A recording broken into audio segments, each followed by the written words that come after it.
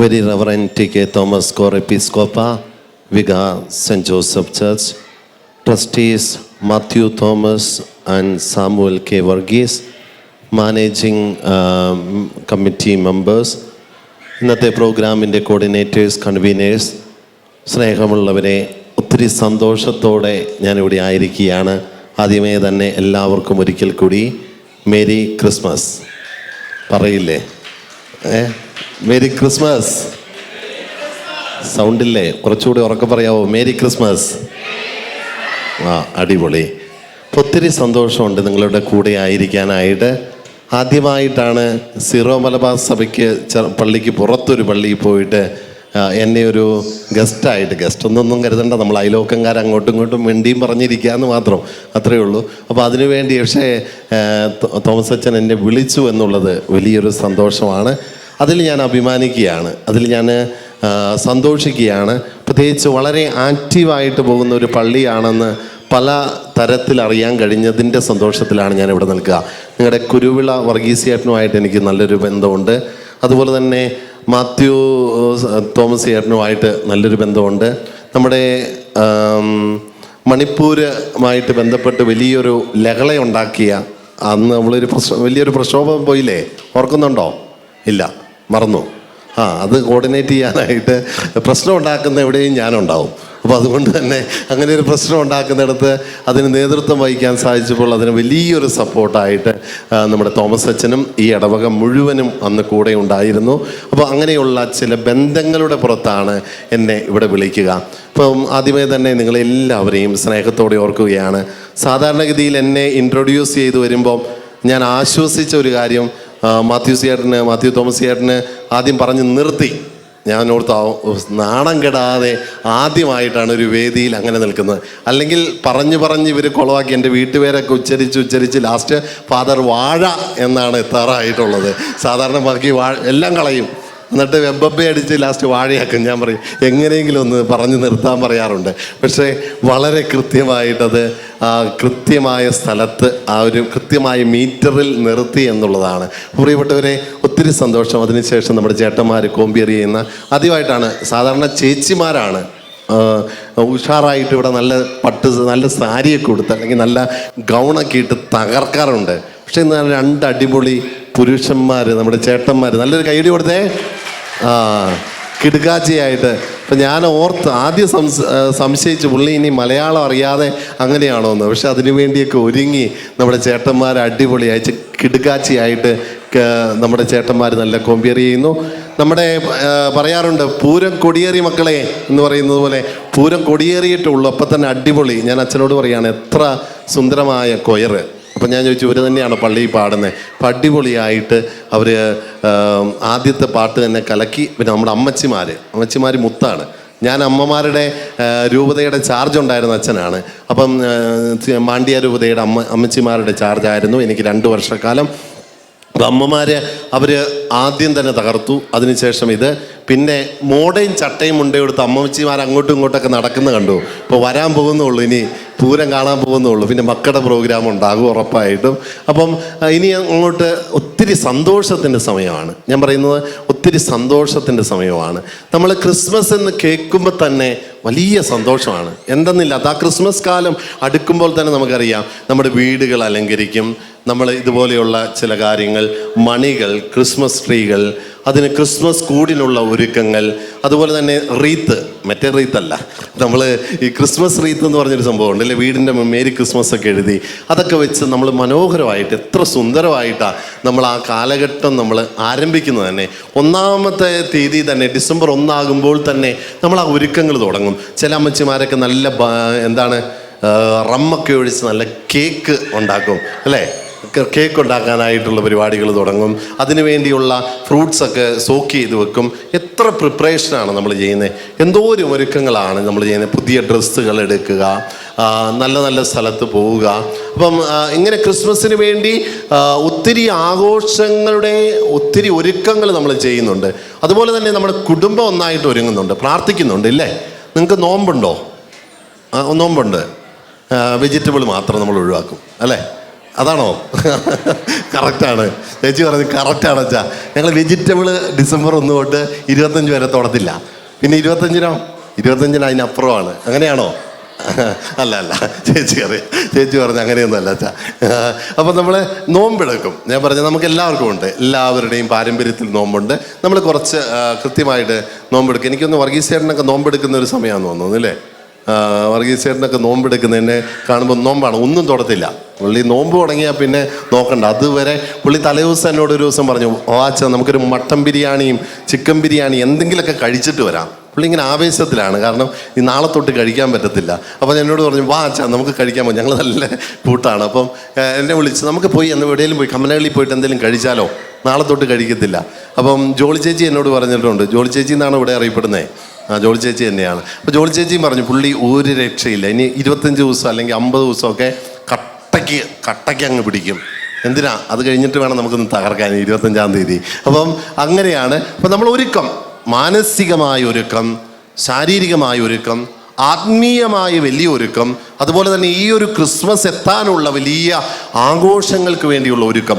ഈ ഒരുക്കത്തിൻ്റെ നടുവിലാണ് ക്രിസ്മസ് പൊട്ടിമുളയ്ക്കുന്നത്. അപ്പോൾ പ്രിയപ്പെട്ടവരെ, ഞാൻ പറഞ്ഞു വരുന്നത് ഒത്തിരി ഒരുക്കങ്ങൾക്കിടയിൽ പണ്ടെങ്ങോ കേട്ട ഒരു മെസ്സേജ് ഇങ്ങനെയാണ്: ഈ ക്രിസ്തുമസിന് ക്രിസ്തു മിസ്സാകരുത്. ക്രിസ്തുമസ് എന്ന് പറയുന്ന ക്രിസ്തുമസിന് ക്രിസ്തു മിസ്സായി പോകരുത്. നമ്മുടെയൊക്കെ ജീവിതത്തിൽ സംഭവിക്കുന്ന, ചിലപ്പോഴെങ്കിലും സംഭവിക്കുന്നത്, ക്രിസ്തു മിസ്സായി പോകുന്നുണ്ട്. ബാക്കിയെല്ലാം ഉണ്ട്, ചുറ്റുപാടുകളുണ്ട്, ആഘോഷങ്ങളുണ്ട്, പലതരത്തിലുള്ള ഒരുക്കങ്ങളുണ്ട്. ഇതെല്ലാം പോയി കഴിയുമ്പോൾ ഉണ്ടല്ലോ, നമ്മുടെ ജീവിതത്തിൽ നഷ്ടപ്പെട്ടു പോകുന്നത് എന്താണെന്നറിയോ? ക്രിസ്തു ഇല്ലാണ്ടായി പോവുകയാണ്, ക്രിസ്തു ചുരുങ്ങി പോവുകയാണ്, ക്രിസ്തുവിൻ്റെ സാന്നിധ്യം ഇല്ലാണ്ടാവുകയാണ്. പ്രിയപ്പെട്ടവരെ, മറന്നു പോകരുത്. നമ്മുടെ ഉടയോനെ, നമ്മുടെ തമ്പുരാനെ മറന്നിട്ടുള്ള ഒരു ആഘോഷവും നമുക്കൊന്നും നല്ലതല്ല. അതുകൊണ്ട് തന്നെ ക്രിസ്തുവില്ലാണ്ടായി പോകുന്ന ആഘോഷങ്ങളിലേക്ക് നമ്മൾ പതുക്കെ നടന്നു പോകുന്നുണ്ടോ എന്ന് നമ്മളൊന്ന് പരിശോധിക്കണം. ഞാൻ പറയാൻ കാരണം, ഞാനും അച്ഛനും തമ്മിൽ ഒത്തിരി നേരം സംസാരിച്ചു. ഞാൻ അച്ഛനോട് എൻ്റെ ഒരു ക്യൂരിയോസിറ്റിയുടെ പുറത്ത് ചോദിച്ചതാണ്, അച്ഛാ വിശ്വാസം കൂടുതൽ നാട്ടിലാണോ ഇവിടെയാണോ? അതോ വിശ്വാസം കൂടുതൽ ഇവിടെയാണോ നമ്മുടെ പുറത്ത് വിദേശത്തായിരിക്കുന്ന മക്കൾക്കാണോ? ഈ 3 ചോദ്യമാണ് ചോദിച്ചത്. അപ്പോൾ എൻ്റെ ഉള്ളിൽ കുറേ കാലമായിട്ട് എൻ്റെ സഭയിൽ ഞാൻ കണ്ടുവരുന്ന കുറേ കാര്യങ്ങളനുസരിച്ച് എനിക്ക് വലിയ ക്യൂരിയോസിറ്റി, എങ്ങനെയാണ് ഓർത്തഡോക്സ് സഭയിൽ നമ്മുടെ വിശ്വാസത്തിൻ്റെ ഒരു ആഴം എങ്ങനെയാണെന്ന് അറിയാൻ ഞാൻ ചോദിച്ചതാണ്. അപ്പോൾ അച്ഛൻ പറഞ്ഞു, അച്ഛാ നാട്ടിലേക്കാളും വിശ്വാസം നമ്മുടെ ഇവിടെയാണ്, നാട്ടിലേക്കാളും വിശ്വാസം നമ്മുടെ മക്കൾക്കാണ്, നാട്ടിലേക്കാളും വിശ്വാസം നമ്മുടെ യുവജനങ്ങൾക്കാണ്, നാട്ടിലേക്കാളും വിശ്വാസം നമ്മുടെ അമ്മമാർക്കും അപ്പച്ചന്മാർക്കുമാണ്. അത് നാട് മോശമായതുകൊണ്ടല്ല പ്രിയപ്പെട്ടവരെ. നാട്ടിൽ കുറേ കാലങ്ങളായി വിശ്വാസത്തിൻ്റെ പൈതൃകങ്ങൾ പറഞ്ഞ് ഞാൻ ഇന്ന കുടുംബത്തിൽ ജനിച്ചതാണ്, ഇന്ന പാരമ്പര്യത്തിലാണ്, ഇന്ന ആസ്തിയുള്ളവരാണ്, ഇത്ര വലിയ സംഭവങ്ങളുണ്ട്, വലിയ സംഭവങ്ങൾക്ക് പുറകിൽ വലിയ പാരമ്പര്യങ്ങൾക്കും കീഴ്വഴക്കങ്ങൾക്കും ഇടയിൽ നിന്ന് നമുക്ക് സംഭവിച്ചത് എന്താണെന്നറിയോ? പതിയെ നമ്മൾ വിശ്വാസത്തിൽ ക്ഷയിച്ചു പോയി. നമ്മുടെ കുടുംബ പേര്, എൻ്റെയൊക്കെ ഞാൻ സിറമലബാർ സഭയിൽ ചില കുടുംബങ്ങളിൽ നമ്മൾ ഈ മാർത്തോമാസ്ലീഹ നേരിട്ട് വെള്ളം ഒഴിച്ചതാണ്. അവരെയൊക്കെ അവർ പറയുന്നത് അങ്ങനെയാണ്. മാർത്തോമാസ്ലീഹ വന്നിട്ട് നേരിട്ട് വെള്ളം ഒഴിച്ച് കുടുംബത്തിൽ പറഞ്ഞവനെ ഞാൻ.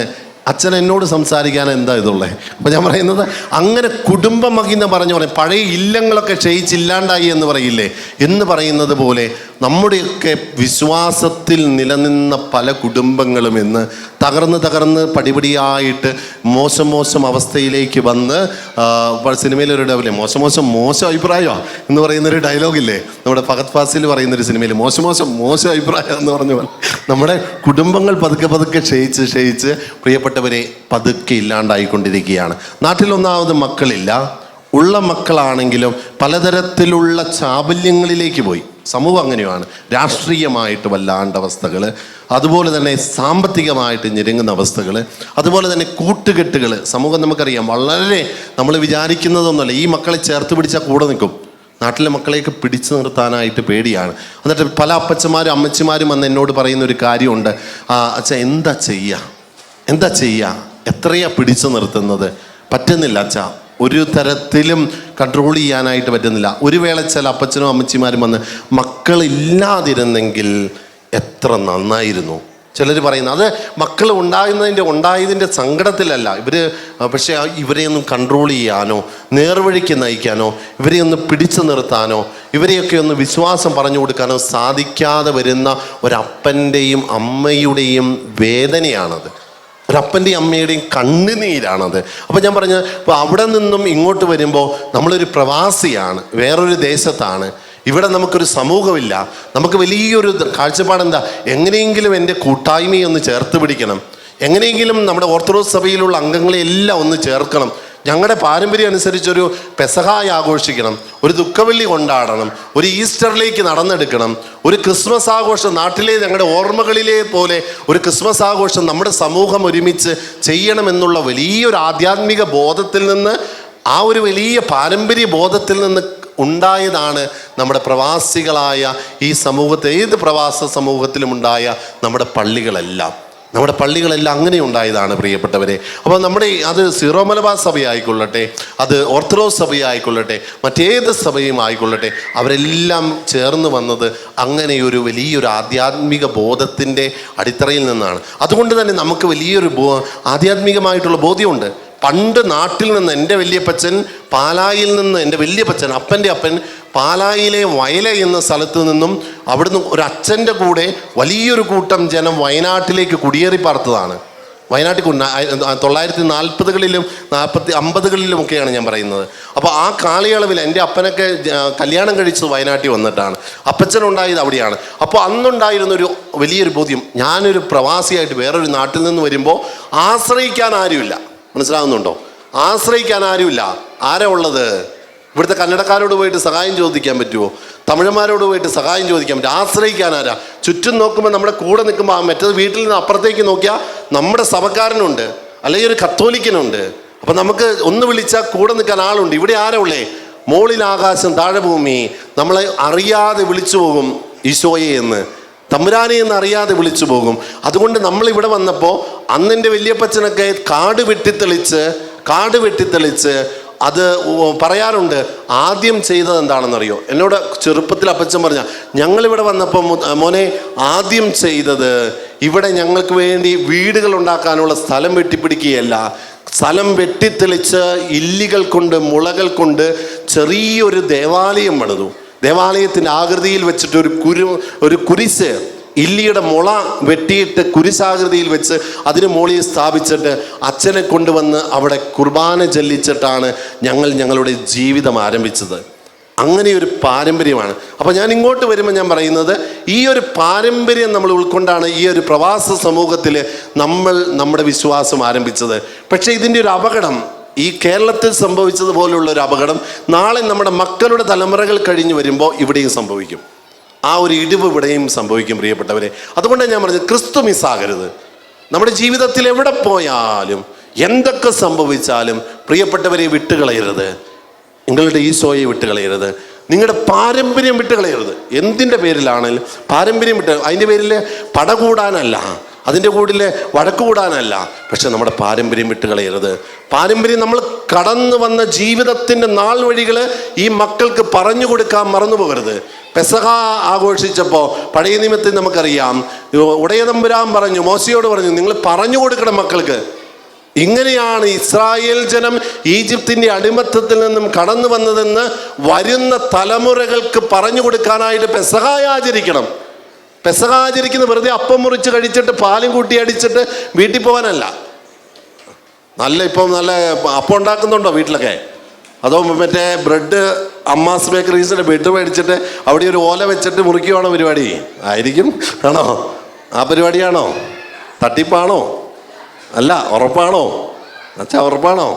ഉറപ്പാന്ന് പറഞ്ഞ് കട്ടയ്ക്കാണ്.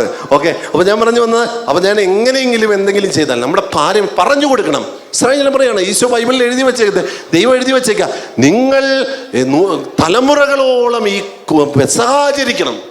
പെസഹാചരിക്കണം എന്ന് പറഞ്ഞ് ഞങ്ങൾ എങ്ങനെയാണ് കടന്നു വന്നത്, എങ്ങനെയാ രക്തത്താൽ കുടുംബം മുദ്രിതം ചെയ്യപ്പെട്ട്, എങ്ങനെയാണ് കുടുംബം രക്ഷിക്കപ്പെട്ട് വീണ്ടെടുത്ത് ഒരു തലമുറ രൂപപ്പെട്ടതെന്നുള്ളത് പറഞ്ഞു കൊടുക്കണം തലമുറയ്ക്ക്. അല്ലെങ്കിൽ എന്ത് സംഭവിക്കുന്നറിയോ?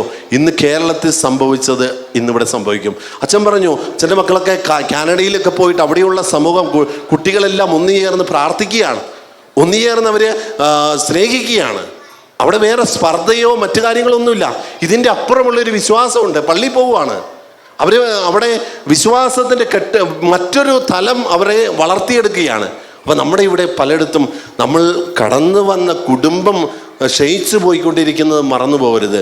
അതുകൊണ്ട് പ്രിയപ്പെട്ടവരെ, ഈ ക്രിസ്മസ് ആഘോഷങ്ങൾക്കൊക്കെ ഒടുവിൽ നമ്മൾ മറന്നു പോകാതെ ക്രിസ്തുവിനെ കൊടുക്കാനായിട്ടും ക്രിസ്തുവിനെ ചേർത്ത് പിടിക്കാനായിട്ടും സാധിക്കണം. ഈ മക്കൾക്കൊക്കെ പറഞ്ഞു കൊടുക്കണം, ക്രിസ്തുവിനെക്കുറിച്ച് പറഞ്ഞു കൊടുക്കണം, ഈശോയെക്കുറിച്ച് പറഞ്ഞു കൊടുക്കണം, പാരമ്പര്യങ്ങളെക്കുറിച്ച് പറഞ്ഞു കൊടുക്കണം. നമ്മുടെ മക്കൾ എങ്ങനെയാകണമെന്ന് അവരെ വിശ്വാസത്തിൽ ചേർത്ത് വെച്ച് വളർത്തിക്കൊണ്ടുവരണം. അത് വലിയൊരു ഉത്തരവാദിത്വമാണ്.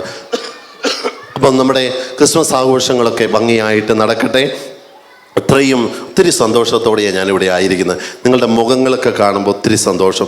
എത്ര സുന്ദരമായിട്ടാണ്, എത്ര സന്തോഷത്തോടെയാണ് ഇരിക്കുന്നത്. ഞാൻ വരുന്ന വഴി മുതൽ ചേട്ടന്മാർ നമ്മൾ സ്കൂളിൽ പഠിച്ച സ്നേഹത്തോടെയാണ് അവർ കൈ തരുന്നതും ചേർത്ത് പിടിക്കുന്നതും വരുന്നതും ഒക്കെ.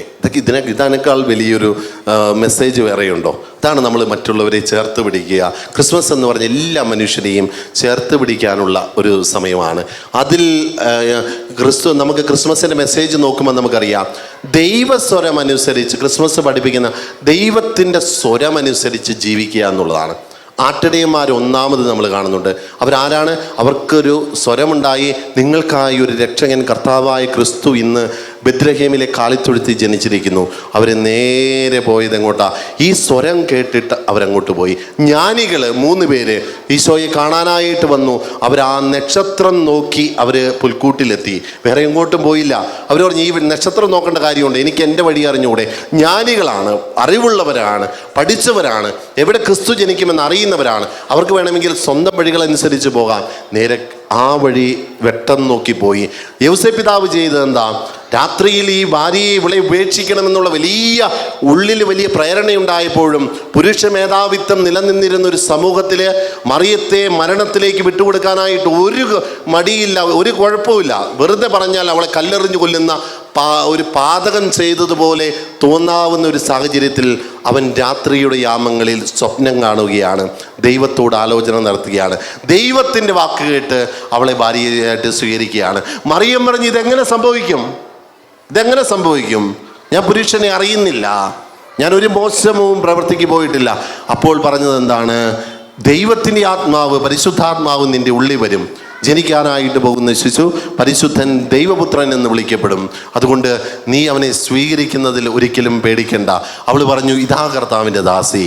പ്രിയപ്പെട്ടവരെ, ദൈവത്തിൻ്റെ സ്വരം ശ്രവിച്ചു പോയ ആളുകളെ കാണുന്ന ഒരു സമയമാണ് ക്രിസ്മസ് എന്ന് പറയുന്നത്.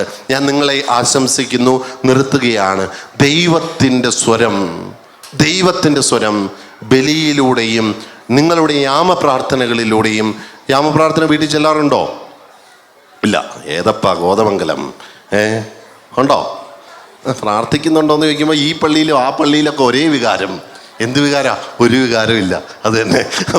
അപ്പോൾ ഏത് പള്ളി പോയാലും പ്രാർത്ഥിക്കാറുണ്ടോ? ഇവിടെയൊക്കെ എനിക്ക് തോന്നുന്നു വൈകുന്നേരങ്ങളിൽ പ്രാർത്ഥനയുണ്ട് അല്ലേ അച്ഛാ? വൈകുന്നേരങ്ങളിൽ പ്രാർത്ഥനകൾ നമുക്കുണ്ട്. അപ്പോൾ ഞാൻ പറയും, നമ്മുടെ യാമ പ്രാർത്ഥനകൾ, നമ്മുടെ പ്രഭാത പ്രാർത്ഥനകൾ, അതുപോലെ തന്നെ നമ്മുടെ ബലിയർപ്പണം, ഇതിലൂടെ എല്ലാം, അതുപോലെ വ്യക്തിപരമായ പ്രാർത്ഥന. ഈ ഓട്ടമൊക്കെ ഉണ്ടല്ലോ, ഓടിയിട്ട് എവിടെ എത്താനാ? ഞാൻ പറയുന്നത്, ഇങ്ങനെ ഓടി നമ്മുടെ ആളുകൾ മടുക്കുവാണ്. ഒരു ആയുസ് മുഴുവനുണ്ടല്ലോ എടുത്തു തീർത്ത ലോൺ അടയ്ക്കാൻ വേണ്ടി കഷ്ടപ്പെടുക. നമ്മളൊക്കെ എടുത്തു തീർത്ത ലോണുകൾ അടയ്ക്കാൻ വേണ്ടി രാത്രിയും പകലും കിടന്ന് പണിയെടുത്ത് ടെൻഷനും പിടിച്ച് നമ്മുടെ ജീവിതം ഇങ്ങനെ പോവുക. പ്രിയപ്പെട്ടവരെ, കുറച്ച് സമയം തമ്പുരാന് മാറ്റി വെക്കുക. അതിൻ്റെ മാറ്റം നിങ്ങളുടെ ജീവിതത്തിലുണ്ടാവും.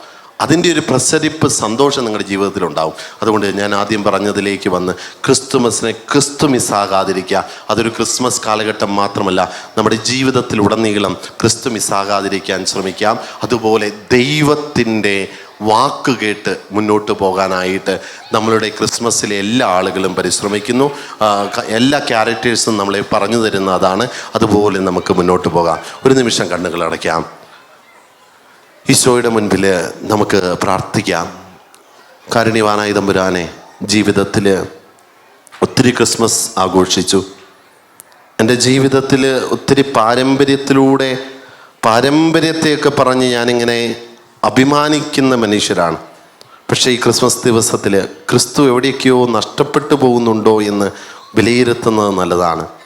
പാരമ്പര്യങ്ങൾ പറഞ്ഞ് നമുക്ക് പാരമ്പര്യങ്ങൾ ഇല്ലാണ്ടായി പോയൊരവസ്ഥയിലാണ്. കുടുംബമഹിമ പറഞ്ഞ് കുടുംബം ക്ഷയിച്ച് അസ്ഥിരമായ അവസ്ഥയിലാണ്.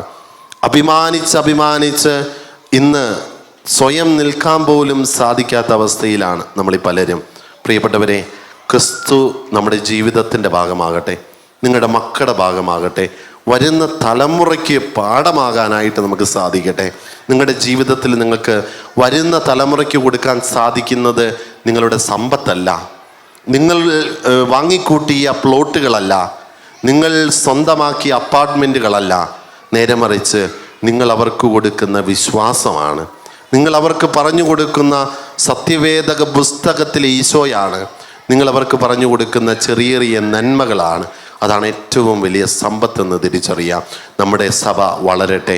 ഈ സഭ പോകുന്നിടത്തെല്ലാം നിങ്ങളുടെ കൂട്ടായ്മ, വലിയ കൂട്ടായ്മ വളർന്നുകൊണ്ടിരിക്കട്ടെ. ദൈവം നിങ്ങളെ ഓരോരുത്തരെയും സമൃദ്ധമായിട്ട് അനുഗ്രഹിക്കട്ടെ. പിതാവും പുത്രനും പരിശുദ്ധാത്മാവുമായി സർവേശ്വര എന്നേക്കും ആമേൻ. സന്തോഷമാണോ? കൈയടിക്കടാ എന്ന് പറഞ്ഞ പോലെ, കൈയടിക്കടാ എന്ന് പറഞ്ഞതുപോലെ സന്തോഷം. ഞാൻ ഒന്ന് പോവുകയാണ്. എൻ്റെ ബാച്ചുകാർ, ഞങ്ങൾ പട്ടം കിട്ടിയിട്ട് 10 വർഷമായി. എൻ്റെ ബാച്ചുകാർ പുറത്തുള്ളവർ, ആഫ്രിക്കയിലും അതുപോലെ തന്നെ UK ഒക്കെയുള്ള അച്ഛന്മാർ നമ്മുടെ സെൻറ്റ് മേരീസ് ദേവാലയത്തിൽ വരുന്നുണ്ട്. പലരും എത്തിക്കൊണ്ടിരിക്കുന്നു. അപ്പം ഞാനൊന്ന് അങ്ങോട്ട് ചെല്ലേണ്ടതായിട്ടുണ്ട്. അപ്പം ഞാൻ അവരെ ഒന്ന് നോക്കേണ്ടത് എൻ്റെ ഒരു ഉത്തരവാദിത്വമാണല്ലോ. അപ്പം ഒത്തിരി സന്തോഷം. എപ്പോൾ വിളിച്ചാലും ഞാൻ ഓടി വരും കേട്ടോ. അപ്പം അതുപോലെ തന്നെ നിങ്ങളെല്ലാവരെയും ഒത്തിരി സ്നേഹത്തോടെ അങ്ങോട്ട് ക്ഷണിക്കുക. അവിടെ തൊട്ടടുത്തല്ലേ, വാ ഒന്ന് ക്രിസ്മസിനൊക്കെ വരുമ്പോഴും ആഘോഷങ്ങളൊക്കെ വരുമ്പോൾ ആ പള്ളിയിൽ എന്താ നടക്കുന്നതെന്ന് ഒന്ന് വൈകിട്ട് ആ മുറ്റത്തൂടെയൊക്കെ നടന്ന്, നമുക്കൊരു മുറ്റമൊക്കെ ഉണ്ട്, നല്ല സ്ഥലമുണ്ട്. അപ്പം നമുക്ക് അവിടെയൊക്കെ നടന്ന് നമുക്കതൊക്കെ ഒന്ന് കണ്ട്, നല്ല ഗ്രോട്ടോയൊക്കെ ഉണ്ട്. അപ്പോൾ നമുക്കൊരു 5 മിനിറ്റ് അവിടെ ഇരുന്ന് ഒരു ഊഞ്ഞാലൊക്കെ ഇട്ട് കെട്ടിക്കൊടുത്തിട്ടുണ്ട് പിള്ളേർക്ക്. അവിടെയൊക്കെ ഒന്ന് ഇരുന്ന് 2 ആട്ടമൊക്കെ ആടിയിട്ട് പോവാം. വരുമ്പോൾ ഒന്ന് പറയണം, അച്ഛാ ഞാൻ സെൻറ്റ് ജോസഫ് പള്ളിയിലെ TK തോമസ് അച്ഛൻ്റെ ആളുകളാണെന്നൊന്ന് പറഞ്ഞാൽ വാ, നമുക്ക് ധൈര്യമായിട്ട് അവിടെ വരാം. ഒരു ചായയൊക്കെ തരാം, നമുക്ക് എന്നിട്ട് കാപ്പിയൊക്കെ കുടിച്ച് നമുക്ക് വർത്താനം പറഞ്ഞങ്ങ് പോരാം. അപ്പം എല്ലാവരും ഏറ്റവും സ്നേഹത്തോടെ ക്ഷണിക്കുന്നു. Thank you.